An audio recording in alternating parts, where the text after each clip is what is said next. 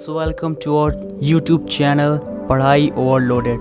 तो दोस्तों, मैं हूं शरद कुमार सिंह, लेकर आया हूं एक नया वीडियो आपके लिए। दोस्तों, मैं आपको रिकमेंड करूंगा कि आप इस लेक्चर का पार्ट 1 देख लें और लाइक कर दें। तो चलिए दोस्तों, हम अपने चैप्टर को कंटिन्यू करते हैं, रिसोर्सेज एंड डेवलपमेंट। हम बात करेंगे सस्टेनेबल डेवलपमेंट की। अगर बुक की डेफिनेशन में आए तो sustainable economic development means development should take place without damaging the environment and development in the present should not compromise with the needs of the future generations. मतलब कि हम जो भी डेवलपमेंट कर रहे हैं उससे हमारे एनवायरनमेंट को कोई नुकसान ना पहुँचे और साथ ही हम मिनरल्स को, रिसोर्सेज को इतना ही यूज़ करें ताकि वो ख़त्म ना हो और हमारे फ्यूचर जनरेशन्स को कोई कंप्रोमाइज़ ना करना पड़े। ठीक, तो इसके लिए दोस्तों Rio de Janeiro Earth Summit बैठी 1992 में। ये पहला समिट था। तो in June 1992 more than 100 heads of states met in Rio de Janeiro in Brazil for the first international Earth Summit. तो इस समिट में एजेंडा 21 को अडॉप्ट किया गया और यहाँ पे 21 से मतलब है 21st सेंचुरी, मतलब for achieving sustainable development in the 21st century. अब अगर एजेंडा 21 की बात करें, it is an agenda to combat environmental damage, poverty, disease through global cooperation on common interest, mutual needs and shared responsibilities. One major objective of the Agenda 21 is that every local government should draw its own local Agenda 21. मतलब कि हमें अपने environment को सुरक्षित रखना है, poverty पे ध्यान देना है, डिजीज़ जो हैं इस पर ध्यान देना है और सबसे अच्छी बात यह है कि लोकल गवर्नमेंट अपने अपने तरीके से इस पर काम कर सकती हैं। तो दोस्तों, अगर हम सस्टेनेबल डेवलपमेंट की बात कर रहे हैं तो हमें कुछ प्लानिंग्स तो करनी पड़ेगी रिसोर्सेज को यूज़ करने के लिए। तो इसे हम क्या कहेंगे? Resource planning. Planning is the widely accepted strategy for judicious use of resources. It has importance in a country like India which has enormous diversity in the availability of resources. जाहिर सी बात है, जहाँ पे ज़्यादा से ज़्यादा रिसोर्सेज पाई जाएंगी वहाँ पे रिसोर्स प्लानिंग का होना उतना ही ज़्यादा आवश्यक होगा, इम्पॉर्टेंट होगा। तो रिसोर्स प्लानिंग कैसे की जाती है, किस बेसिस पे करें हम रिसोर्स प्लानिंग, क्या क्या उसमें आएगी बातें। Resource planning is a complex process which involves, 3 चीज़ें इन्वॉल्व होती है इसमें अगर बुक में बात करें तो। First, identification and inventory of resources across the regions of the country. This involves surveying, mapping and qualitative and quantitative estimation and measurement of resources. मतलब दोस्तों, हम पहले रिसोर्स को फाइंड करेंगे, रिसोर्स का सोर्स क्या है, वो कहाँ से मिलेगा और उसका कितना अमाउंट प्रेजेंट है। इसमें हम लोग यही पहले सबसे पहले हम लोग का प्रयास तो यही होगा कि रिसोर्सेज कहाँ मिलेगा। फिर दूसरा, evolving a planning structure endowed with appropriate technology, skill and institutional setup for implementing resource development plans. अब हमको रिसोर्स तो मिल गया, तो अगर हमको उसको यूज़ करना है तो उसको कुछ स्टैंडर्ड फॉर्म में डेवलप करना ही पड़ेगा, क्योंकि डायरेक्टली कोई चीज़ तो हमारी यूज़ तो होगी नहीं। कुछ चीज़ें होती होंगी लेकिन हर चीज़ तो डायरेक्टली यूज़ तो होती नहीं है ना दोस्तों। तो हम उस कौन सी टेक्नोलॉजी डेवलप कर लें कि हमको ये रिसोर्सेज इस फॉर्म में मिल जाए, इसके बारे में भी सोचना ज़रूरी है। फिर तीसरी बात पे आए, matching the resource development plans with overall national development plans.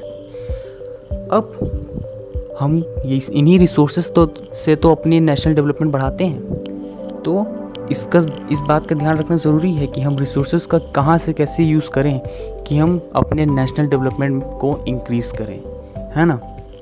तो दोस्तों, मैं आपको एक इंटरेस्टिंग बात बताता हूँ। गांधी जी की एक लाइन है, ज़रा सुनिए। There is enough for everybody's need and not for anybody's greed. मतलब कि इस दुनिया में इतनी चीज़ें तो हैं कि वो किसी भी इंसान को उसकी ज़रूरतें को पूरा करने में मदद करे, लेकिन कोई ऐसी चीज़ नहीं है जो आपके लालच को पूरी कर सके, है ना दोस्तों। ये तो आपको समझ आता ही होगा।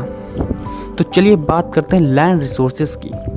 अब दोस्तों आप जानती हैं लैंड रिसोर्सेज कितने ज़्यादा इंपॉर्टेंट है। आप लैंड पे ही खड़े हो, आप लैंड पे ही बैठे हो, आपका घर लैंड पे है ना दोस्तों। आपकी जो खेती होती है, फूड मिलता है, वो भी लैंड पे ही होता है। तो लैंड रिसोर्सेज तो ज़रूरी है, जाहिर सी बात है ना दोस्तों। और यही लैंड यूटिलाइजेशन है। लैंड पे ही फॉरेस्ट है, लैंड पे ही घर है, लैंड पे सारे स्ट्रक्चर्स बने हुए हैं, लैंड पे हम चलते हैं, लैंड पे ही क्रॉपिंग होती है ना दोस्तों। तो अब बात करते हैं लैंड डिग्रेडेशन की। लैंड डिग्रेडेशन मतलब अब वो लैंड हमारे किसी काम का नहीं। अगर हम खेती की बात करें, खेती में तो अगर ज़मीन खेती के लायक नहीं बची तो क्या हुआ, लैंड का डिग्रेडेशन हुआ। लैंड में मिनरल्स की कमी आ गई तो क्या हुआ, लैंड डिग्रेडेशन हुआ। लैंड की फर्टिलिटी चली गई, क्या हुआ, लैंड डिग्रेडेशन ही हुआ ना दोस्तों। इसका कारण क्या है? इसका कारण है उसका एक्सेसिव यूज़ कर लेना, या फर्टिलाइजर ज़्यादा यूज़ कर देना, या डिफॉरेस्टेशन हो गया, और भी कई कारण हैं। और अगर हमको लैंड डिग्रेडेशन से बचना है तो जाहिर सी बात है फर्टिलाइज़र, पेस्टिसाइड्स जो भी हम यूज़ कर रहे हैं वो एडिक्वेट अमाउंट में यूज़ करें, जितनी ज़रूरत है उतनी ही इस्तेमाल करें। हाँ, और माइनिंग एक्टिविटीज़ थोड़ी कम करें, उतनी भी माइनिंग ना कर दें कि हमें ही दिक्कत हो। चलिए अब बात करते हैं soil as a resource. Soil is also most important natural resource. Soil में ही न्यूट्रिएंट्स प्रेजेंट होते हैं दोस्तों, और सॉइल के ज़मीन के अंदर सॉइल में ही कुछ कीड़े भी होते हैं। आप केंचुए वेचुए को भी जानती ही होंगे, बारिश के मौसम में निकल आते हैं। तो कहाँ रहते हैं, ज़मीन में ही रहते हैं, ज़मीन के अंदर।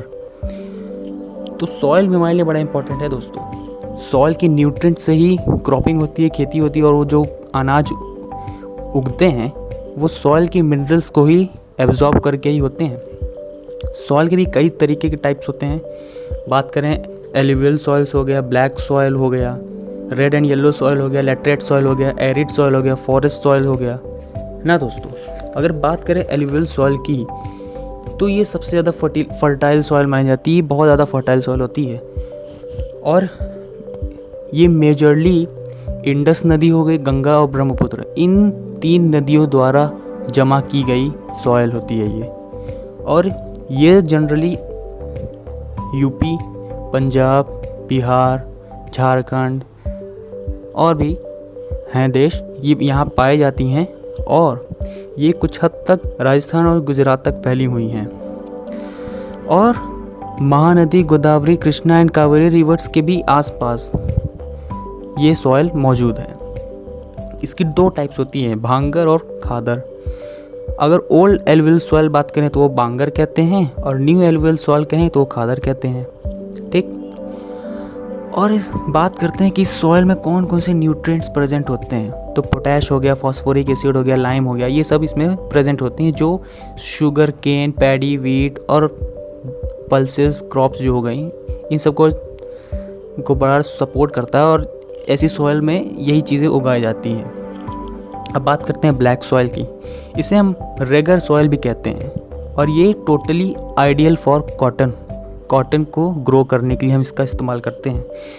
और ये कहाँ कहाँ है, महाराष्ट्र है, सौराष्ट्र हो गया, मालवा, एमपी एंड छत्तीसगढ़, और कुछ हद तक south east direction along Godavari and Krishna valleys यहाँ तक फैली हुई है। और ये सॉइल बड़ी चिपचिपी होती है। क्यों होती है? क्योंकि इसके अंदर मॉइस्चर होता है, और मॉइस्चर को होल्ड करने की कैपेसिटी ज़्यादा होती है, तो ये ज़्यादा चिपचिपी होती है। और इसमें न्यूट्रिएंट्स की बात करें तो इसमें calcium carbonate, magnesium, potash, lime पाए जाते हैं। लेकिन ये सॉइल फॉस्फोरिक कंटेंट्स में पुअर है, मतलब फॉस्फोरिक कंटेंट बहुत कम होते हैं इसमें। और जनरली बात करें तो समर में ये समर सीज़न मतलब गर्मी में डीप क्रैक्स डेवलप कर लेती है, जो सॉइल एरेशन में हेल्प करती है। अब ये सॉइल एरेशन क्या है? Soil aeration exchange of gases between soil and atmosphere, जो बड़ा ही ज़रूरी है। अब बात करते हैं रेड एंड येलो सॉइल की। रेड एंड येलो सॉइल तो ये सॉइल रेड क्यों होती है? रेड इसलिए होती है due to diffusion of iron. और अगर ये सॉइल हाइड्रेटेड फॉर्म में हो तो ये येलो कलर की हो जाती है, इसलिए इसका नाम रेड एंड येलो सॉइल है। और ये सॉइल कहाँ कहाँ पाई जाती है? ये पाई जाती है Orissa, Chhattisgarh, southern parts of middle Ganga plain and along the piedmont zone of western Ghats, ये यहाँ पाई जाती हैं। अब बात करते हैं लेटरेट सॉइल। तो दोस्तों लेटरेट वर्ड कहाँ से डिराइव हुआ? लैटिन वर्ड लेटर से, जिसका मतलब होता है ब्रिक। तो ये जनरली वहाँ पाई जाती है जहाँ पे हैवी बारिश होती है, मतलब हैवी रेनफॉल होता है और बहुत गर्मी पड़ती है। तो अगर देखिए बहुत ज़्यादा गर्मी पड़े और बहुत ज़्यादा बारिश हो तो वहाँ की ज़मीन थोड़ी सख्त हो जाती है ना दोस्त? ज़मीन थोड़ी सख्त हो गई, तो इसलिए इसका नाम क्या है? Laterite soil. ये कहाँ पाई जाती है? Karnataka, Kerala, Tamil Nadu, MP and hilly areas of Orissa and Assam. ये सॉइल को अगर हम कुछ अच्छे फर्टिलाइज़र से, मतलब कि एडुकेट अमाउंट में यूज़ करें फर्टिलाइज़र को, तो हम इसमें टी, कॉफ़ी को उगा सकते हैं। और बात करते हैं एरिड सॉइल की। तो ये generally red to brown colour की होती है और सैंडी इन टेक्सचर, मतलब कि भूरी मिट्टी होती है, और सैलिन इन नेचर, सैलिन। और ये जनरली राजस्थान में पाई जाती है। अब फॉरेस्ट सॉइल्स की बात करें तो ये हिली एरियाज़ में ही पाए जाएंगे डेफिनेटली। और ये these soils are found in the hilly and mountainous area where sufficient rain forests are available. The soil's texture varies according to the mountain environment where they are found. अब अगर बात करें कि हिमालयन रीजन में ये soil कैसी होगी और एमपी रीजन में ये सॉइल कैसी होगी, बहुत फ़र्क होगा। एमपी में जो माउंटेन्स है वहाँ पे ठंडी कम है, ठंडी है ही नहीं उतनी। और अगर बात करें हिमालयन, वहाँ ठंडी बहुत है, तो वहाँ की मिट्टी उतनी फर्टाइल नहीं होगी जितनी यहाँ की मिट्टी फर्टाइल होगी एमपी में जो माउंटेन्स है ना दोस्तों? तो ये बात है इसमें। तो अब इसका एक बड़ा ही प्रेजेंट में मुद्दा चल रहा है, सॉइल इरोजन, शीट इरोजन, गलीज। ये बहुत ही ज़्यादा बड़ा इशू है। सॉइल इरोजन क्या होता है? Removal of top soil, upper layer की सॉइल एक जगह से दूसरी जगह डिस्प्लेस हो जाए, उसको क्या कहेंगे? सॉइल इरोजन होगा। इससे होता क्या है? जो न्यूट्रिएंट्स हैं वो भी शिफ्ट हो जाती हैं। और दिक्कत क्या आएगी? अगर न्यूट्रिएंट्स, मान लीजिए कोई ज़मीन पे न्यूट्रिएंट सॉइल है, अब वो अपर लेयर हट गई, न्यूट्रिएंट्स लॉस्ट हो गए, तो वहाँ पे क्रॉपिंग कितनी मुश्किल हो जाएगी। और अगर बात करें शीट इरोजन क्या है? अगर टॉप सॉइल वाटर द्वारा वॉश्ड अवे, मतलब कि वाटर की से बह जाए ऊपर लेयर, तो उसको क्या कहेंगे? शीट इरोजन कहेंगे।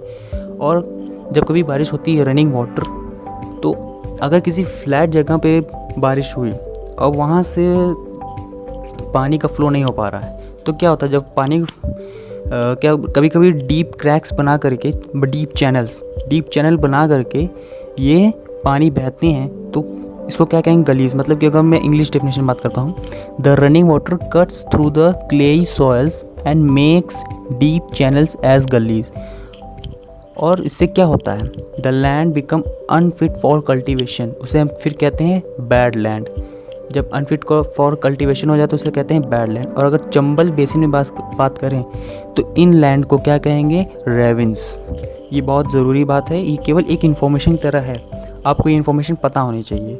और ये ज्योग्राफी का ऐसा चैप्टर है जो आप एनसीईआरटी से पूरी पढ़ लिए अच्छे तरीके से, तो आप डेफिनेटली इसमें अच्छे नंबर ला लेंगे। तो मेरा सुझाव यही है कि आप एनसीईआरटी ज़रूर पढ़ें, एक एक लाइन ज़रूर पढ़ें एक बार, और जो मैप है उसे आराम से देखें। और कुछ समझ नहीं आए तो नेट पे सर्च कर लें, या हमारे ये यूट्यूब चैनल है आपके लिए। कोई सवाल पूछिए, क्वेश्चन, हम लोग उसका आंसर देने की कोशिश करेंगे ही, और हर कमेंट्स हम लोग पढ़ते ही हैं। तो दोस्तों, आपको ये वीडियो अच्छा लगे तो लाइक करिए, शेयर करिए, कमेंट भी करिए और आपके विचार देते रहिए। So thank you, good.